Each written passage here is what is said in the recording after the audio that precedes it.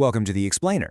Today we're unpacking a truly fascinating piece of historical text, a dense, incredibly ambitious speech given by Reverend Sun Myung Moon on Children's Day in 1983. We're going to decode this speech from top to bottom, exploring how it masterfully blends a sweeping, cosmic theology with highly specific earthly geopolitics. Let's get started. Okay, let's dive right into it. Have you ever wondered how an abstract spiritual concept like love can literally dictate an entire global movement's real-world actions? Because as we'll see today, the Unification Church doesn't just treat its theology as a source of personal comfort, it uses it as a strategic blueprint for reshaping the world. Here is the roadmap for our explainer today.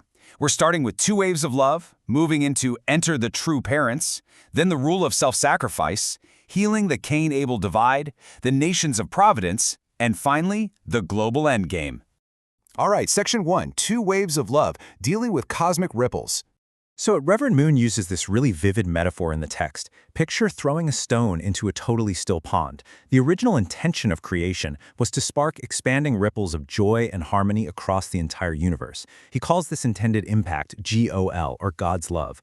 But according to the theology, the fall of humanity pushed GOL out of the center. Instead, that central impact point was hijacked by SOL, or Satan's love, which is the fallen reality of disunity, jealousy, and grief that we see dominating the world today.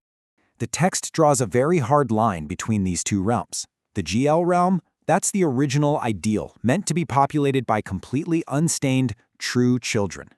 But the SL realm is the fallen world we actually live in. Moon is explicit here. He states that God never wanted to adopt stained, satanic stepchildren or try to recreate history with them. No, God wanted his own pure lineage.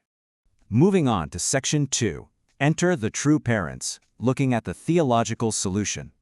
Let's trace how the church actually views human history. It kicks off with the fall, obviously. Then you have the Old Testament era, which required blood sacrifices just to cleanse that satanic realm. Next up is Jesus' mission. But, and here is a massive theological pivot, in this view, Jesus' crucifixion isn't seen as the ultimate victory. Actually, it's considered an incomplete mission, because he was killed before he could establish a physical, earthly family in the GL realm. And that sets up the post-1945 era as the crucial make-or-break window for the Second Advent. So, what is the specific mission of the true parents in Moon's theology? Basically, to finish what Jesus started. According to the text, they have to restore perfect Adam and Eve, establish true parenthood on earth, claim true ownership of creation, and most importantly, become that brand new central stone dropped into the pond to finally spark the initial impact of God's love waves. Section 3, The Rule of Self-Sacrifice, bringing things down to the micro level. So the crucial point is captured perfectly in this quote right from the speech. In order to attain true love, you must go beyond life itself. That's intense, right? The cardinal rule laid out here is that a follower must voluntarily walk the road of death. You have to completely separate from your old satanic self and risk your earthly life to gain the ultimate prize, which is God's love. And the speech doesn't pull any punches regarding the methodology for this. Step 1, you willingly enter Satan's domain. Step 2, you risk your life in what Moon calls the melting pot. He uses these highly provocative metaphors to describe this test of faith, like sending missionaries to wrestle poisonous snakes in Africa, enduring the brutal challenges of the ocean church, or even embracing roaring lions and hunting bears with your bare hands. Then, step 3 is surviving all of that to subjugate the enemy through love. Which brings us to Section 4, Healing the Cain-Abel divide, or how this individual love scales up. The text anchors this whole dynamic on the biblical brothers. You've got Abel, the younger brother, representing God's side.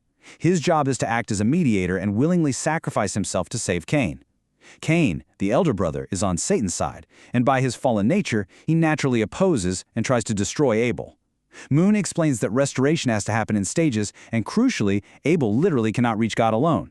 He absolutely has to endure persecution and drag Cain along with him. And this leads us to a fascinating church principle: natural subjugation. Abel isn't supposed to defeat Cain with weapons or physical force. No, he has to defeat his enemies through unconditional love.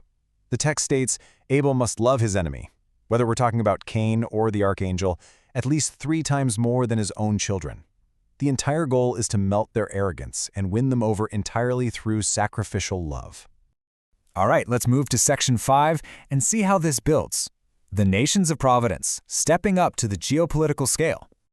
This is where things get really wild. The speech maps that Cain-Abel dynamic directly onto actual nations. Korea is designated as the Adam nation, responsible for imparting the internal heavenly tradition. Japan is the Eve nation, tasked with the external economic tradition. And the USA? It's cast as the Archangel, or Cain, a nation the text claims is facing a severe moral decline and desperately requires a heavenly prescription from Reverend Moon just to survive. Reverend Moon views modern global events through this intense lens of national indemnity, which basically means shared suffering.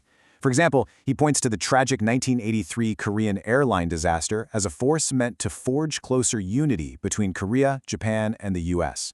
The geopolitical goals here are massive, creating a powerful Asian alliance to fight communism, launching a giant international highway project, and intentionally overcoming deep historical enmities using this shared theological framework. And this global integration, it even extends to language. Check out this striking directive from the speech.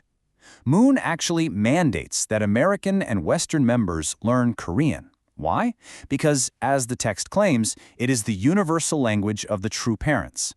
He warns that failing to learn the mother tongue of the heavenly kingdom will literally result in becoming a second-class citizen in the spirit world. Finally, Section 6, the global endgame, outlining a literal march to Moscow. The ultimate objective laid out in this 1983 text is a huge one, a literal and ideological march to Moscow to liberate hell and completely end communism. The speech is intensely anti-communist, viewing it as the ultimate, peak manifestation of Satan's love realm. The strategy involves using media influence. Moon explicitly mentions launching the Washington Times, combined with the principle of natural subjugation by love to corner the Soviets and implement God's earthly dominion. So, if we take a step back, we can summarize the entire sweeping narrative arc of this speech in 3 distinct steps. It begins with individual followers voluntarily embracing self-sacrifice and purification. This personal action scales up to forge harmony among former enemy nations on the global stage. And finally, this collective, worldwide effort is believed to directly construct a tangible earthly utopia, the kingdom of God on earth. Which really leaves us with this final provocative thought. When a theology maps out the entire cosmos like this, how can it not reshape the earthly geopolitical borders of its believers? It's a profound look at how a highly structured belief system regarding God's love versus Satan's love completely redefines a follower's approach to everything from personal danger all the way to global politics. Thank you so much for joining this explainer. Keep questioning and keep exploring.